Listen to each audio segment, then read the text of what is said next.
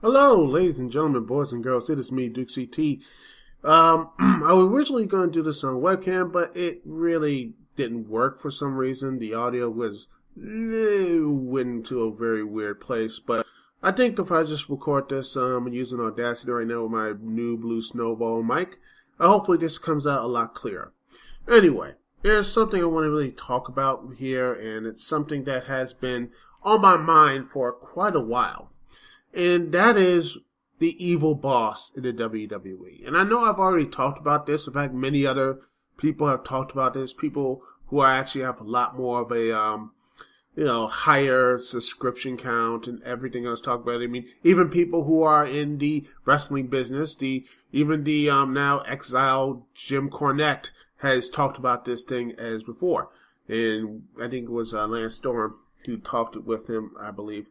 He's saying that this is just, again, the evil boss figure. The evil boss figure with the WWE, the guys, it doesn't make, and it's something that I think really is, true, is that the evil boss, why, the whole thing is that, why work for someone? Why are you working for somebody who is going to be so detrimental to you being successful? It doesn't make any logical sense. Why is guys like Dean Ambrose or Roman Reigns are there just to be like, there's no real logical reason why these guys should be still working for the WWE. If they realize they're not going to make any higher position, or when the times they get a championship, they're not going to really have a really full championship reign. In fact, they're going to be more, it's going to be more of a physically daunting one because they're going to continue to put, these roadblocks and everything else. It just like, why should I continue to be working for these people who are just at the end of the day are not for me? And, there's other places to go. And it just feels really just unnatural. And then, on top of this, you have Stephanie McMahon beating the crap out of Tom Phillips, which actually started this whole craziness because I looked at a forum. I think it was over at the Freaking Awesome Network forums. I'll put the link of the forum in the description below.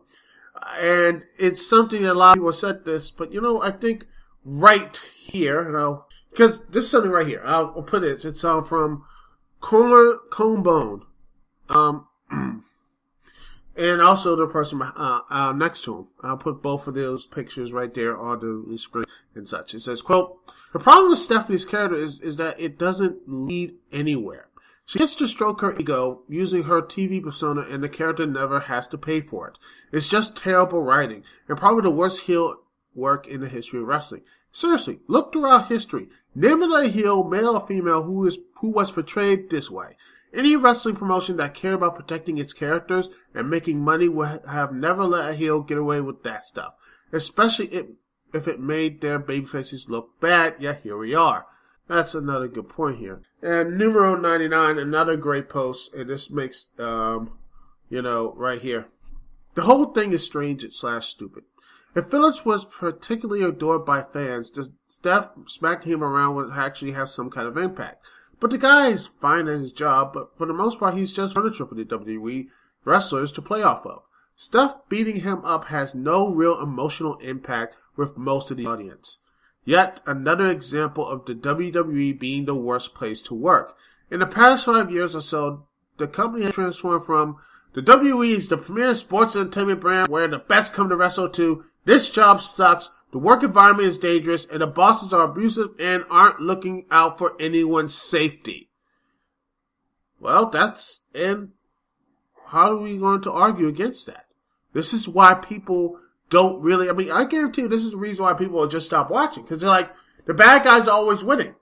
The bad guy wins at the end. In fact, even if Stephanie gets, speared by Roman or do anything else, that's just a little, nice little come up. It doesn't mean anything because she's still the boss. She still has power. And same as Hunter and Trips or whatever. They still have the power. In fact, ratings went up when Stephanie and Hunter left. People came and watched the Survivor Series last year. Ratings went up. And we're like, wow, people want to say, well, the Authority, what's going to happen? Raw is anarchy. And a month later, it well, bleh, it died. It died right there. There's no real comeuppance. No real comeuppance. Nothing changes. No one actually has any. There's no real comeuppance. There's nothing here that will actually do anything for them against these guys. I'm talking about the Vince McMahon, Vince McMahon, Steph, Hunter, all those guys. There's no real comeuppance for them because at the end of the day, they still run everything. And until that changes, if someone comes up for the board of directors actually said, you know what, guys? This whole thing has been a bunch of crap. We're tired of it. You're gone. We're tired. Just go away. Just like we're tired of you guys making your employees feel unsafe. So what are we going to do? We're going to have the board of directors decide to let you guys out of power. The McMahons are no longer in power, period.